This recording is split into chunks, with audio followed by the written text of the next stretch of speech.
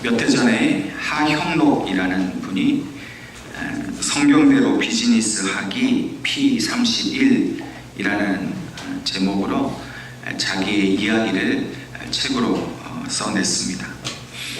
이 사람은 미국에서 성공한 기업의 회장입니다. 특별히 이 사람은 팀 하스라는 건축 설계 회사의 대표로서 훗날에는 오바마 정부에서 이 건축 자문위원까지 된 그런 사람입니다. 이분은 부산의 한센촌, 다시 말해서 남용 환자들이 있는 이 한센촌에서 목회하시던 그 부모님 아래서 태어났습니다. 무려 13년 동안이나 이 한센촌에서 살았던 이 하영록 회장은 마침 그 한센촌을 방문했던 미국 선교사님들에 의해서 부모님과 함께 미국으로 이민을 가게 되었습니다. 그곳에서 목사님이신 이 아버지는 이제 신학 공부를 이제 하셨고, 또 이 하영록 회장은 안 해본 일이 없을 정도로 그렇게 여러 가지 일을 하고 또 공부도 열심히 하였습니다. 그리고 마침내 미국에서 가장 인정받는 아이비리그 대학 중에 하나인 이 펜실베니아 대학의 이 건축학과를 졸업하게 되었습니다. 그리고 29살 되는 그 나이에 이 미국 회사의 중역으로 일할 수 있을 만큼 아주 승승장구하게 됩니다. 그러나 몇 해 지나지 않아서 자신의 이 신장에 문제가 있다는 것을 알게 됩니다. 가족들과 함께 운전을 하고 고속도로를 달리다가 갑자기 정신을 잃고 쓰러진 겁니다. 다행히 사고는 나지 않았지만 병원에 가서 검사를 해보니 이 신장이 매우 좋지 않은 상황이라서 이식을, 다른 사람의 신장을 이식하지 않으면 더 이상 살 수 없는 그런 형편인 것을 알게 됐습니다. 수년 동안 그동안 벌어놓은 모든 돈을 병원비로 다 썼습니다. 그런데도 해결이 되지 않으니까 어쩔 수 없이 이제 신장 이식을 받게 됩니다. 근데 이것도 얼마 가지 않아서 문제가 생겨서 다시 신장 이식을 받고 지금은 이제 두 번째 신장을 이식받아 살아가고 있는 중입니다. 이 하영록 회장이 자신의 인생의 전환점을 맞이하게 된 것은 바로 이 신장병 때문에 병원에 입원했을 때입니다. 이제 성경을 읽고 있는데 성경을 읽다가 그곳에서 하나님의 말씀을 또 깨닫게 됩니다. 내가 인생을 이제 이렇게 살아야겠구나 하는 하나님의 확실한 음성을 듣게 됩니다. 그리고 그 말씀을 붙들고 회사를 창업합니다. 또 회사를 경영해 나감에 있어서 철저하게 그 말씀을 의지하며 경영해 나갔습니다. 그런데 얼마 지나지 않아서 기적 같은 일이 이 회사에 일어나는 겁니다. 도무지 일어날 수 없는 그런 일들이 일어나서 이 하영록 회장의 회사가 날로 번창하게 되었던 것입니다. 이 하영록 회장은 자신의 책에서 그 제목에서 말하고 있는 것처럼 P31, 이 말은 Proverbs 31, 그러니까 우리말로 하면 잠언, 영어로 이제 P고 잠언 31장에 나오는 말씀을 이제 듣고 그 말씀을 붙들게 된 거죠. 그래서 그 말씀을 기초로 해서 자기 회사에 이제 이념을 만들었습니다. 모토를 만들었는데 그 모토가 바로 우리는 어려운 이들을 돕기 위해 존재한다 입니다. 사실 어려운 사람들을 돕겠다 하는 그런 기업은 많이 있습니다. 돈도 벌고 또 사회에 공헌하고자 하는 이런 기업 이미지를 좋게 할 수 있는 일석이조의 좋은 방법이기도 할 것입니다. 그런데 이 어려운 일을 위해 돕는 회사를 만든다 하는 이 하영록 회장은 에게는 이 말씀이 사실 더욱더 특별한 하나님의 부르심이었습니다.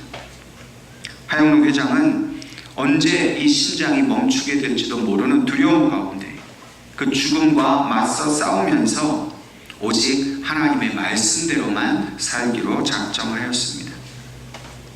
그리고 그 말씀을 의지하고 사는 것에 한치의 그런 소홀함도 없이 손해보는 일도 생기고 어려운 일도 생겼지만 끝까지 다른 사람을 도와야 한다는 그 하나님의 말씀대로 기업을 경영해 나아갔습니다. 그의 사업은 놀라운 성과를 거두게 되었고 앞서 말씀드린 대로 오바마 정부의 건축 자문위원이 될 만큼 그는 유명한 사람이 되었습니다. 그의 성공은 이 하형록이라는 한 사람의 능력 있는 기업가의 성공이 아니었습니다.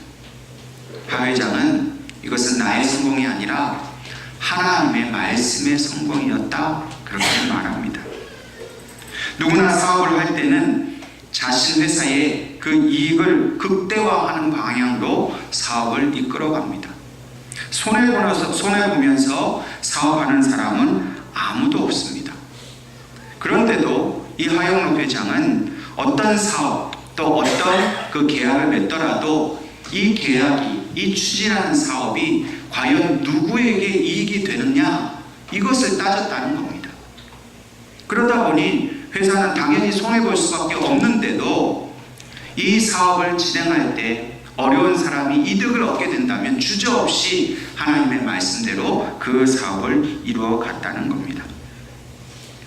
이 하영록 회장은 자신의 책에서 세계적인 투자 전문가이면서 또 이 사회 사업가인 워렌 버핏의 글을 인용하였습니다. 열정은 성공의 열쇠이지만 나눔과 희생은 성공의 완성이다. 하나님이 원하시는 것, 그것은 바로 자신의 이웃을 위해서 나누고 또 때로는 손해보는 삶이라고 하영록 회장은 말하였습니다. 그리고 그 희생의 대가는 오히려 자신들의 성장과 행복으로 돌아왔다라고 그는 고백하고 있습니다. 하나님의 말씀대로 손해볼 것을 두려워하지 않고 그렇게 살아갈 때에 더 넘치는 하나님의 은혜가 오늘 이 하영록 회장의 삶에 있었음을 그는 고백하면서 오늘 우리들도 함께 이 하영록 회장이 살았던 이러한 삶을 우리도 살도록 그는 우리에게 권면하고 있습니다. 오늘 우리도 누구나 인생의 성공을 위해서 살아갑니다. 그러나 이 성공에 대한 진정한 하나님의 뜻을 우리가 온전히 이해하고 있는가 하는 것은 우리가 특별히 생각해 볼 문제입니다. 세상이 말하는 성공, 우리가 흔히 생각하는 성공은 돈 많이 버는 것입니다. 높은 자리에 오르는 일입니다. 자기가 계획하고 뜻한 말을 다 이루는 일입니다. 물론 우리 믿는 자들도 이렇게 돈도 잘 벌고 높은 자리에 오르는 이러한 성공을 얼마든지 거둘 수 있어야 합니다. 그 성공을 이루는 것 자체가 문제가 될 수 없습니다. 그러나 문제는 이러한 성공에 이르기 위한 그런 과정과 목적이 과연 하나님의 뜻에 합당한가 하는 것입니다. 세상 사람들은 하나님의 뜻을 알지 못합니다. 그래서 자기의 뜻을 위해서, 자기의 욕망과 자기 자랑을 위해서 성공을 위해 달려갑니다. 그러나 믿는 자는 자신의 성공이 하나님의 말씀에 근거한 성공이어야 함을 분명히 알고 그 뜻을 따라서 겸손히 주님을 따라가는 사람인 것입니다. 우리의 성공은 나를 통해 역사하시는 하나님의 말씀의 완성이어야 합니다. 때로 내 기대와 내 만족에 미치지 못한다 할지라도 내가 바라는 만큼 돈을 벌지 못하고 바라는 만큼 높은 자리에 오르지 못했다 할지라도 나를 통해 하나님의 말씀이 온전히 이루어졌다면 우리는 그것을 성공으로 여길 수 있어야 한다는 것입니다. 물론 우리가 이러한 성공을 이루기 위해서 우리가 두려워하는 일들이 있습니다. 그 성공을 방해하는 세상에 그런 악한 세력들이 있고 수많은 경쟁자들이 있고 좋지 않은 일들이 있을 것입니다. 그런데 우리가 진짜 두려워해야 할 것은 이러한 외부적인 그런 공격이 아니라 내 안에 있는 그 두려움을 일으키는 그런 방해물들이 있다는 사실을 기억해야 합니다. 여러분, 우리를 두렵게 하는 것은 사실은 내 안에 있습니다. 우리는 어떤 두려움을 가지고 있습니까? 하나님 말씀대로 살다가 손해보면 어떡하나 하는 두려움을 가집니다. 자녀들이 예배를 드리기 위해서 주일을 지키다가 공부 많이 못해서 다른 아이들보다 뒤처지면 어떡하나 그런 두려움을 가집니다. 사업을 하다 보면 때로는 좀 남을 속일 때도 있고 좀 속임수도 쓰고 변칙을 쓸 때도 있는데 하나님 말씀대로 살려다 보니 정직하게 하다가 내 사업에 손해가 나면 어떻게 하나 그런 두려움이 우리에게 있습니다. 세상 사는 게 그렇게 만만치 않습니다.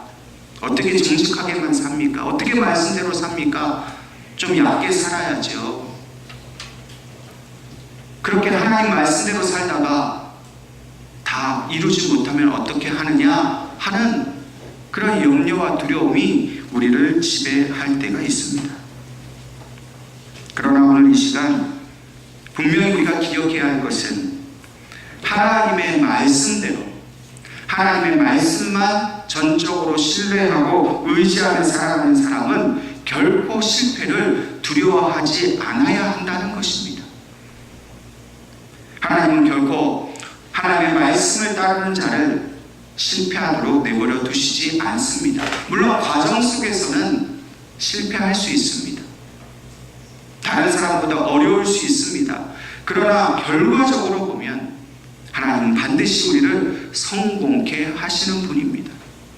근데 우리가 그 믿음이 없어서 내 눈앞에 있는 이익을 위해서 내 눈앞에 있는 그 두려움 때문에 하나님의 말씀을 따르기보다는 내 방법대로 내 방식대로 세상의 방식대로 살아가다 보면 결국 하나님의 말씀도 지키지 못하고 세상에서도 온전한 성공을 이루지 못하는 그러한 어려움을 겪게 된다는 겁니다. 저와 여러분이 오늘 하나님께서 주신 이 본문의 말씀을 통해서 결코 우리가 세상을 두려워하거나 나의 실패를 두려워하지 않고 오직 하나님의 말씀대로만 순종하며 따라 살기로 결단할 수 있기를 간절히 바랍니다. 오늘 본문의 말씀은 선지자 에스겔을 하나님께서 부르신 장면을 기록한 말씀입니다. 이 에스겔이라는 사람은 본래 제사장입니다. 여러분, 제사장은 백성들에게 존경받는 자리입니다. 귀족의 계급입니다. 기득권을 가진 사람입니다.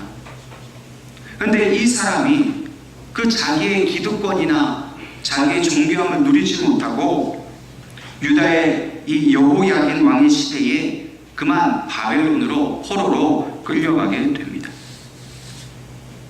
물론 아직 그 예루살렘은 멸망한 상태가 아니었지만 이 에스겔이 바벨론으로 끌려가고 난 후 12년 후에 이 바벨론이라는 나라에 의해서 예루살렘 성전은 완전히 파괴되고 예루살렘 성은 완전히 멸망하게 됩니다. 그리고 나서 이 이스라엘 백성들이 완전히 나라를 잃고 그들은 바벨론의 포로로서 온전히 그들에게 끌려가게 되는 것입니다. 왜 이 이스라엘 백성들이 나라를 잃고 바벨론의 포로로 잡혀가게 되었을까요? 그것은 바로 그들이 더 이상 하나님의 말씀을 순종하지 않았기 때문입니다. 여러분, 이상하지 않습니까? 나라가 멸망하는 것에는 어떤 정치적인 문제 때문에 군사적으로 힘이 부족해서 그렇게 나라가 망한 것이어야 하는데 이스라엘 백성의 나라가 망한 이유는 단지 하나님의 말씀에 순종하지 않았기 때문이라고 한다는 것이 참 믿을 수 없는 그런 이유인 것입니다. 그러나 이것이 너무나도 크고 중요한 문제였습니다.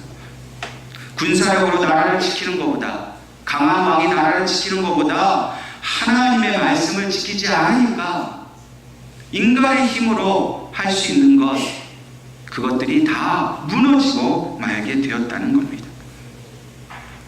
이스라엘 백성이 하나님 말씀에 순종하지 않았다는 것은 하나님을 버렸다는 것을 의미합니다. 더 이상 자신들의 하나님으로 인정하지 않고 섬기지 않았다는 것을 의미합니다. 그러므로 하나님을 버린 이 이스라엘 백성이 하나님께로부터 진노를 당하고 나라를 잃어버린 고통을 받는 것은 사실 너무나 당연한 일인 것입니다. 이들이 포로가 되어서 고향을 떠나서 나라를 잃어버리고 그렇게 남의 나라에 와서 그렇게 갇힌 삶을 사는데도 문제는 이들이 깨닫지 못하고 있다는 겁니다. 회개하지 않는다는 겁니다. 자신들이 하나님을 버렸기 때문에 하나님께로부터 버림당했다는 사실을 인정하지 않고 있는 것입니다. 그래서 하나님께서는 오늘 본문인 이 에스겔서 2장 1절과 4절까지의 말씀을 통해서 에스겔을 선지자로 부르셨습니다. 그리고 이제 너는 이스라엘 백성에게 나아가서 내가 전할 말을 그들에게 전하라, 그렇게 소명을 주셨습니다. 그런데 오늘 본문의 말씀을 자세히 살펴보면 하나님께서 이 여호와의 말씀을 들으라, 듣게 하라 한 이 이스라엘 백성들의 지금의 영적인 상태가 어떠한지를 분명히 말씀해 주고 있습니다. 3절 말씀을 보니까 하나님께서 이스라엘 백성을 패역한 백성이라, 또 나를 배반한 자라 말씀하고 계십니다. 이 패역하다라는 말의 원어적 의미는 반역하다라는 뜻입니다. 하나님께 등을 돌리고 하나님을 원수로 삼았다는 것을 의미합니다. 그런데 이 패역한 백성이라고 했을 때 이 백성이란 말을 좀 더 우리가 살펴보면 이 백성이란 말은 하나님의 백성, 나의 백성이라는 뜻이 아니라 이 백성이라는 말의 원어적 의미는 이방 민족이라는 뜻입니다. 이제까지 이스라엘 백성은 하나님의 백성이었습니다. 하나님께서 나의 백성, 내가 지키고 사랑하는 백성이라는 의미로 너희들 이스라엘 백성을 나의 백성이라 부르셨는데, 이제는 패역한 백성이라고 부르시면서 이제 너희는 내 백성이 아니라 이방 민족과 같은 남의 자식이다, 이렇게 말씀을 하시는 겁니다. 마치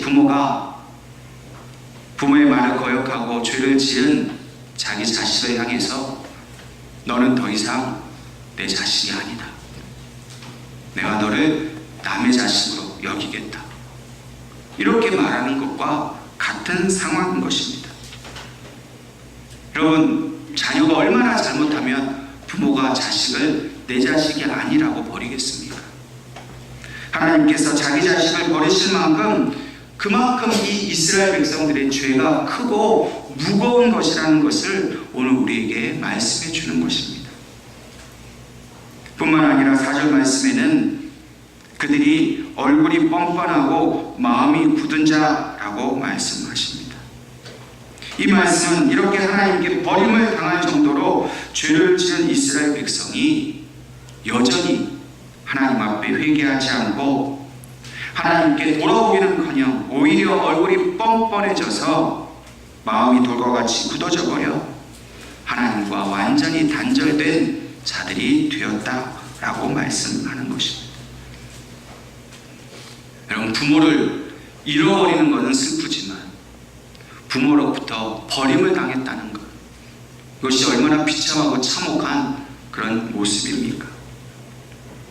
그런데 오늘 이러한 이스라엘 백성들의 이 영적으로 타락한 모습, 이 비참한 모습이 오늘 우리 주변에서도 쉽게 보여진다는 것입니다. 물질과 성공의 우상을 쫓아서 하나님을 버린 사람들이 우리 주변에 있습니다. 하나님을 떠났을 뿐만 아니라 아예 하나님을 완전히 잊어버리고 사는 사람도 너무나 많이 있습니다. 자신도 한때는 교회를 다녔다라고 마치 잘하는 것처럼 그렇게 말을 하는 사람도 있습니다. 그러면서도 내가 지금 교회 나가지 않는 것, 하나님을 섬기지 않는 것은 그 교회가 문제가 있어서, 교인 탓을 하고 목사가 문제가 있어서 라고 그 탓을 돌리면서 결국에는 하나님을 부인하고 자기 인생은 내 것이라고, 자기 뜻대로 살겠다라고 그렇게 악한 마음을 가진 사람들이 우리 주변에 있다는 것입니다. 또한 교회는 다니지만 여전히 하나님을 미신처럼 섬기는 사람들이 있습니다. 자신의 성공, 자신의 야망, 자기의 욕심을 채우기 위해서 하나님을 이용하고 예수님을 이용해서 자기가 원하는 것을 얻어내려고 하는 그런 거짓된 믿음을 가진 사람들도 여전히 교회 안에는 있습니다. 그러므로 진정으로 이 시대가 에스겔의 시대와 같이 하나님의 진노가 임하지 않는다라고 우리가 어떻게 말할 수 있겠습니까? 여전히 이 땅에 있는 교회들은 하나님을 섬기기보다는 자기 자신을 섬기고 자기의 소유를 더 귀하게 여기고 자기의 욕심을 이루기 위해서 하나님의 나라를 이용하고 있지는 않습니까? 지금 하나님께서는 이렇게 타락해져 버린 이 이스라엘 백성을 위해서 에스겔을 부르셨습니다. 하나님은 동일하게 이 에스겔 시대와 같이 타락해버린 이 시대를 위해서, 또 이 땅에 버려진 백성을 위해서 하나님께서 저와 여러분을 에스겔처럼 부르셨다는 사실을 우리는 믿어야 할 것입니다. 이렇게 폐역하고 뻔뻔하고 마음이 돌과 같이 굳어져 버린 이스라엘 백성을 향해서 이 땅에 있는 하나님을 떠난 그 주인들을 향해서 앞으로 하나님께서 장차 주실 진노와 하나님의 그 돌아오라는 회개를 촉구하는 말씀을 전하라는 사명을 에스겔에게 주셨고 오늘 저와 여러분에게 주셨다는 사실을 분명히 믿으실 수 있기를 간절히 바랍니다. 그런데 한 가지 우리에게 큰 문제가 있습니다. 하나님의 말씀을 듣겠다, 내가 받아들이겠다 라는 마음을 가진 사람에게 말씀을 전하는 일은 매우 쉬운 일입니다. 전하기만 하면 내가 당신의 말을 듣고 보니 내 마음이 회개해야겠습니다, 하나님께 돌아가겠습니다. 모든 사람들이 이렇게 반응을 한다면 얼마나 좋겠습니까? 근데 문제는 뭡니까? 이미 하나님을 버렸고 하나님께 오히려 적대하고 배신한 이 사람들에게 하나님의 말씀을 전한다는 것이 얼마나 어렵고 두려운 일입니까? 때로는 굉장히 위험한 일이 될 수도 있습니다. 하나님이 나를 부르셨다라는 그 사실 자체는 사실 은혜입니다. 에스겔이 선지자로서 하나님의 부르심을 받았다는 것은 그 선택받은 자의 큰 기쁨이고 영광일 수 있습니다. 그러나 지금 이 상황 속에서 에스겔이 부르심을 받은 것은 영광이나 기쁨이 아니라 오히려 두려움입니다. 하나님, 하필 왜 접니까? 다른 사람도 있는데. 저는 싫습니다. 하나님을 떠난 백성, 그 범죄한 이스라엘 백성에게 가서 하나님께 돌아오라고 말하는 거 저 하지 않겠습니다. 에스겔이 얼마든지 그렇게 말할 수 있습니다. 여러분, 저 여러분은 어떻습니까? 저 세상에 있는 사람들, 아직도 교회를 핍박하고 싫어하는 저 사람들에게 가서 복음을 전하라, 그것이 영광이고 기쁨으로 받아들여지겠습니까? 두려운 일입니다. 하기 싫은 일입니다. 할 수만 있으면 피하고 싶은 것이 저와 여러분의 마음일 것입니다.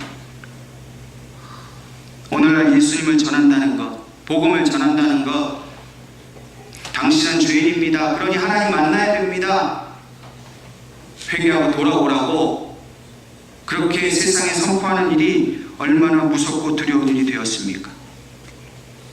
세상은 하나님을 증오하고 우리를 증오합니다. 만약 우리가 당신은 죄인입니다 라고 얘기하면 그 사람이 기분 나쁘다고 우리를 명예훼손으로 고소할지도 모릅니다. 이 세상은 더 이상 빛이신 예수님께 나아오기를 거부하고 있습니다.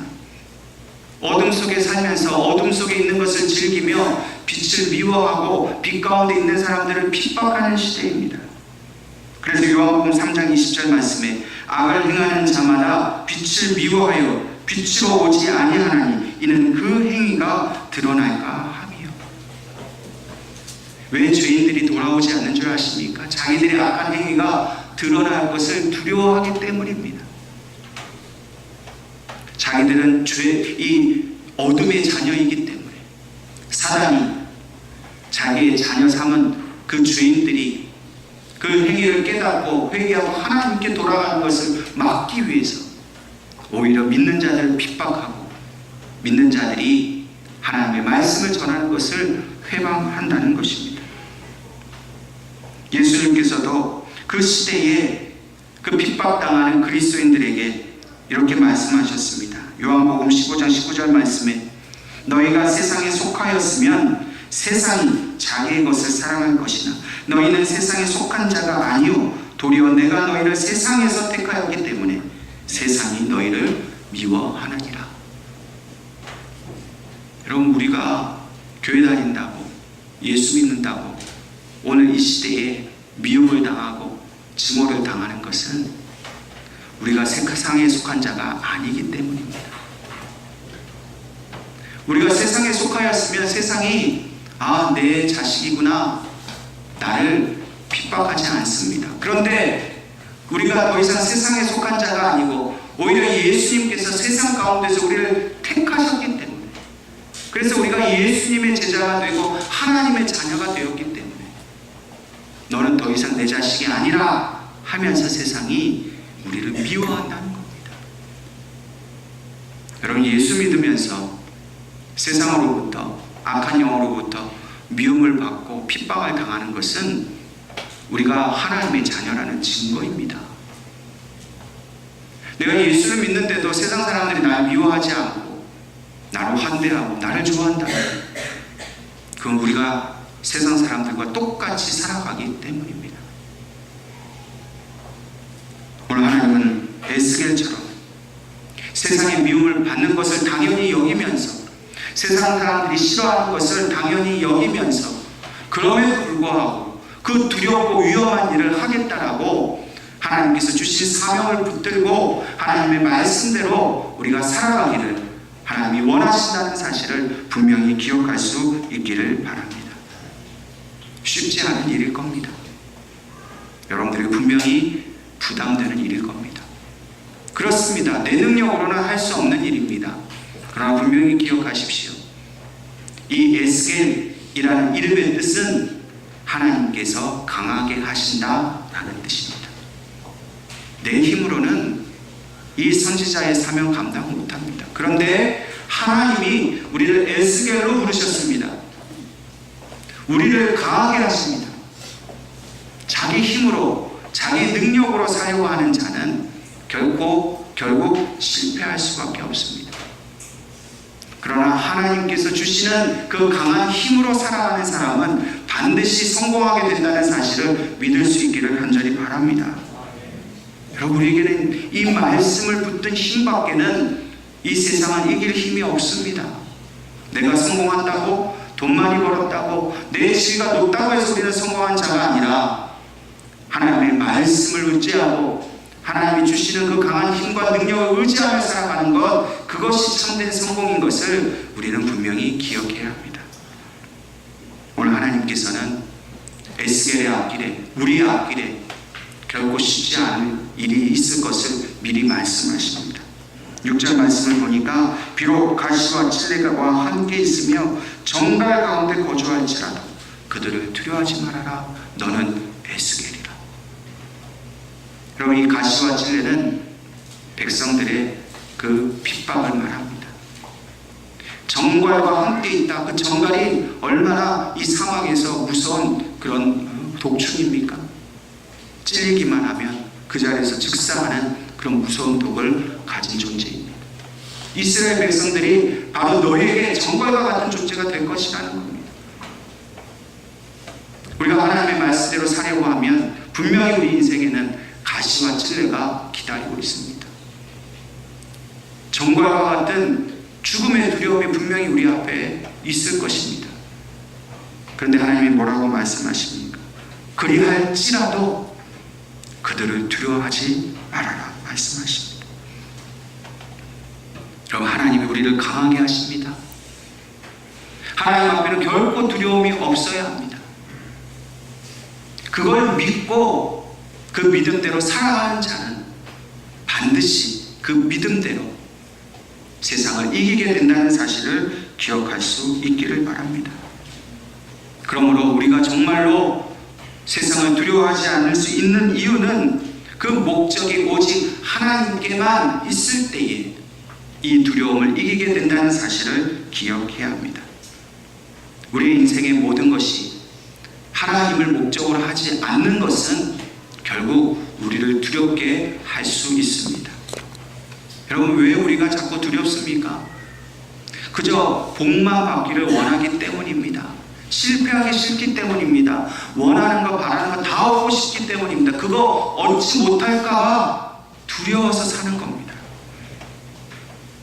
여러분, 내 뜻대로 되지 않는 것, 그것을 두려워하지 말고 하나님의 뜻이 나를 통해 이루어지지 못하면 어떻게 하나, 그것을 두려워하며 살아야 합니다.